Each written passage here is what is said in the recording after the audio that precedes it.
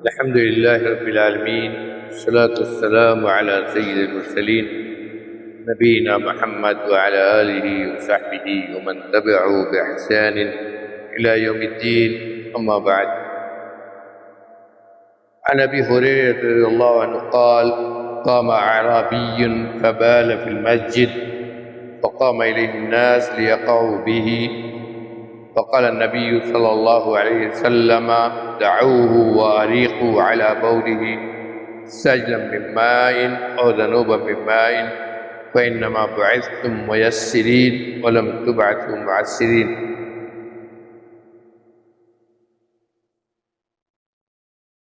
آج جو حدیث اس کی شرح بیان کریں گے متعلق ہے زمین پر اگر نجاست پڑ جائے، پیشاب یا اور کوئی گندگی جس کی وجہ سے اس زمین پر اس جگہ نماز نہیں پڑھی جا سکتی ہے، وہ زمین کیسے پاک ہوگی، اس کو پاک کرنے کا طریقہ کیا ہے؟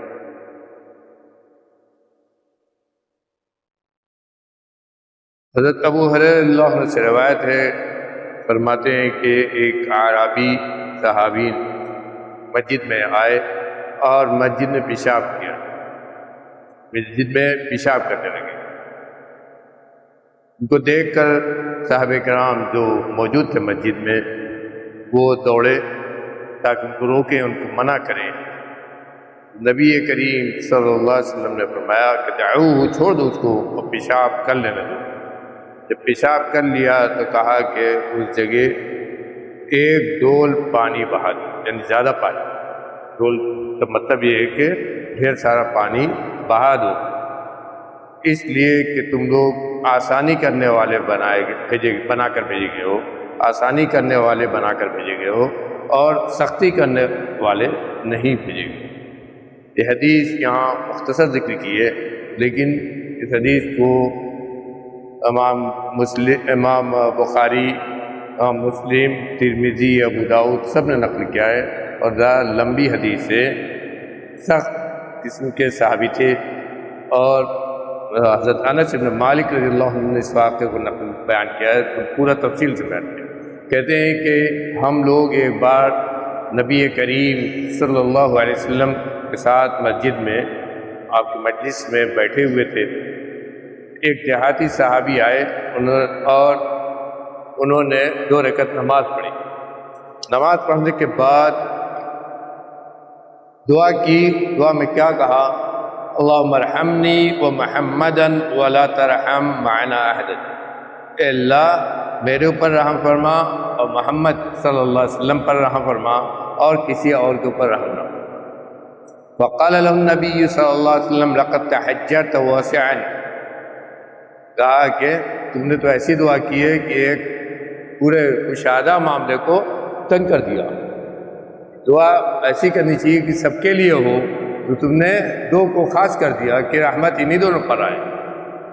گویا آپ نے اس کو سکھایا کہ دعا کا طریقہ یہ ہے کہ آدمی اپنے لیے نہیں بلکہ سب کے لیے دعا کرے، عمومی دعا کرے۔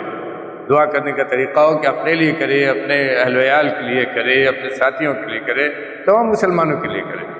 تو یہ کہا کہ دعا کا معاملہ ہے کہ بہت کشادہ ہے، جس کے لیے چاہو کرو، تم نے اس کو تنگ کر دیا۔ اس کے بعد کہتے ہیں کہ تھوڑی دیر کے بعد کھڑے ہوئے اس صحابی اور مسجد کے ایک کنارے ایک جگہ جا کر پیشاب کرتے رہے۔ صحابہ کرام نے دیکھا مسجد میں کیسے برداشت کرتے ہیں، دوڑے اس کو روکنے کی کوشش کی،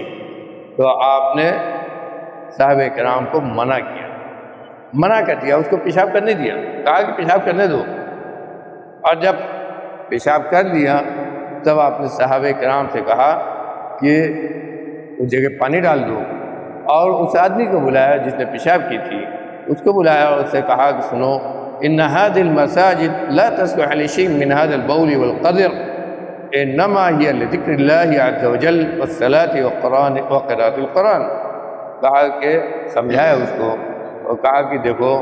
یہ مسجد پیشاب کرنے کے لیے، گندگی پھیلانے کے لیے نہیں ہے، یہ اللہ کا گھر ہے، یہاں اللہ کا ذکر کیا جاتا ہے، اللہ کے ذکر کے لیے بنائی گئی ہے، اسی طرح نماز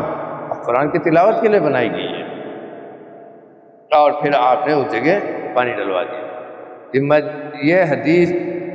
اور یہ پورا واقعہ اتنا عظیم ہے کہ باقاعدہ اس پر محدثین نے کتاب لکھ ڈالی ہے کہ حدیث وہ کئی چیزیں، ایک چیز تو گزری کہ جو اس نے دعا کی تھی، اس کے بعد خاص طور پر جس سلسلے میں اس حدیث کو ذکر کرتے ہیں محدثین وہ ہے کہ زمین پر جو گندگی ہو جائے، پیشاب کوئی کر دے، کوئی اور گندگی ہو، اس کو کیسے صاف کیا جائے۔ آپ نے چھوڑا نہیں، اس کو چھوڑا نہیں کہ جو ہے مٹی کی زمین تھی، لیکن اس کے بعد بھی آپ نے کہا کہ وہاں پانی ڈالا۔ اسی سے علماء نے یہ مسئلہ نکالا ہے کہ گندگی اگر ہو، پیشاب ہو زمین پر، تو محض سوکھ جانے سے وہ پاک نہیں ہوگا، محض دھوپ سے سوکھ جائے تو پاک نہیں ہوگا، بلکہ وہاں پانی بہانا پڑے گا، پانی سے اس کو صاف کرنا پڑے گا۔ اسی طرح مسجد میں بھی اگر گندگی ہے تو اسے پانی سے دھونا پڑے گا، ایسے ہی جو ہے سوکھ جانے سے وہ پاک نہیں ہوگا۔ اور اسی لیے آپ نے حکم دیا کہ اچھے سے پانی ڈال کر اس کو صاف۔ اور اس کے بعد دوسری چیز جو بہت اہم ہے وہ یہ کہ آپ نے، کیونکہ آپ مبلغ، رسول کے ساتھ ساتھ مبلغ تھے، دین کو پہنچانے کا آپ کو دیا، تو آپ کا طریقہ کیا تھا؟ وہ پیشاب کیا تھا، گندگی پھیلتی، لیکن آپ نے منع کیا، صحابہ کرام منع کر رہے تھے تو غلط نہیں ہے، آپ بھی کہیں دیکھیں گے کسی کو پیشاب کرتے ہوئے تو منع کریں گے، لیکن آپ نے صحابہ کرام کو الٹا صحابہ کرام کو منع کر دیا۔ کیوں؟ اس لیے کہ اس کے پیشاب کرنے سے یہ اندازہ ہو گیا کہ یہ آدمی مسئلہ نہیں جانتا، یہ آدمی دیہاتی ہے، سمجھتا نہیں ہے کہ کہاں ہم کو پیشاب کرنا چاہیے، اس لیے آپ نے سختی نہیں کی بلکہ کہا کہ پیشاب کرنے دو۔ اور پھر علماء نے یہ بھی لکھا ہے کہ اگر اس کو پیشاب سے روکتے تو ہو سکتا تھا کہ وہی ایک جگہ نہیں اور بھی پیشاب اور دوسری جگہ پیشاب پھیلتا، یا اس کا کپڑا ہی گندا ہو جاتا، تو آپ نے اور اس کو پریشانی کو بڑھانے کے بجائے کہا کہ پیشاب کر لو، اس کی صفائی ہو جائے گی۔ لیکن اگر اس کا کپڑا گندا ہو جاتا یا ایک پیشاب اور جگہ پھیل جاتا تو کام اور بڑھ جاتا، تو آپ نے اس کو منع، الٹا صحابہ کرام کو منع کیا۔ اور پھر دعوت و تبلیغ کے تعلق سے ایک بہت بڑی بات سکھائی کہ سختی نہیں ہے دعوت کے اندر، انما بعثتم میسرین ولم تبعثوا معسرین، تم نرمی کرنے والے بنا کر دیں۔ جب کسی کو سمجھاؤ، کسی کو نصیحت کرو، کسی کو تعلیم دو، دین کی بات کہو تو نرمی کے ساتھ کہو، نرمی کرو اس سلسلے میں، اس طرح کہو کہ آدمی کو خراب نہ لگے، وہ اس کو سمجھے، سختی نہ کرو۔ کیوں؟ صحابہ کرام جو کر رہے تھے، کچھ روایت میں ہے کہ صحابہ کرام کچھ لوگ دوڑے کہ اس کو ماریں یا سختی سے روکیں،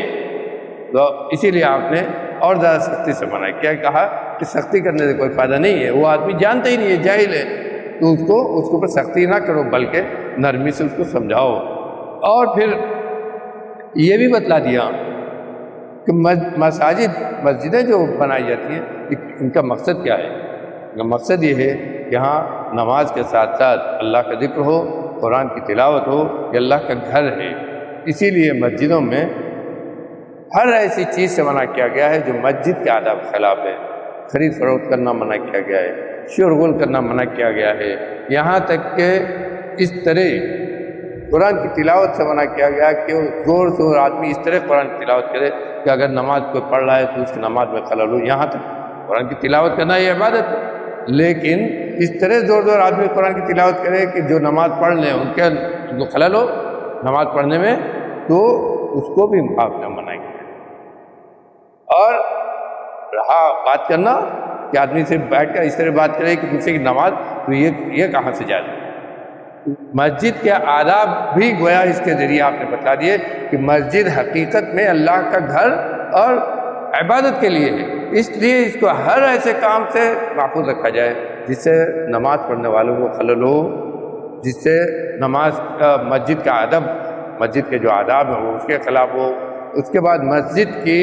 صفائی ستھرائی کا اسی سے انداز ہوتا ہے کہ کتنا اہتمام کرتے تھے، اور میرے بھائیوں یہ بات جاننا چاہیے کہ مسجد کی صفائی یہ بھی عبادت ہے، مسجد کی صفائی کا اہتمام کرنا یہ بھی عبادت ہے۔ اس پر غور کیجئے، اس عورت کے واقعے پر جو مسجد میں صفائی کرتی تھی، مسجد میں صفائی کیا کرتی تھی، کچھ دن مسجد میں نہیں آئی، آپ کو نہیں پتہ لگا، پوچھا آپ نے کہ کہاں گئی، تو صحابہ کرام نے بتلایا اس کا انتقال ہو گیا تھا رات میں، ہم نے رات ہی میں جا کر دفن کر دیا، آپ کو رات تھی، اندھیرا تھا تو آپ کو نہیں بتایا کہ آپ کو تکلیف ہوگی۔ آپ نے کیا کیا، صحابہ کرام سے کہا چلو بتلاؤ، گئے اور اس کی قبر پر جنازہ کی نماز پڑھی، دعا کی، اس کی مغفرت کی۔ غور کیجیے کہ کس کے لیے آپ نے کیا تھا، جو مسجد کی صفائی کرتے ہیں۔ اسی لیے علماء نے لکھا ہے کہ یہ صرف کسی ایک کا کام نہیں، ہر آدمی کا کام ہے، اور اسی لیے اس حدیث پر غور کیجیے، آپ نے فرمایا کہ مجھے اپنی امت کی برائیاں دکھائی گئی اور نیکیاں دکھائی گئی۔ کہا کہ مجھ کو اپنی امت کی برائیاں بتلائی گئی اور نیکیاں بھی بتلائی گئی۔ برائیوں میں کیا دیکھا، کہا برائیوں میں دیکھا مسجد میں گندگی ہے اور آدمی نے دیکھا اس کو صاف نہیں کہا، ریٹ لگی ہوئی، ناک لگی ہوئی ہے کہیں اور آدمی دیکھا اس کو صاف نہیں کیا، یہ کہا کہ یہ اس کے گناہوں میں لکھا ہوا ہے۔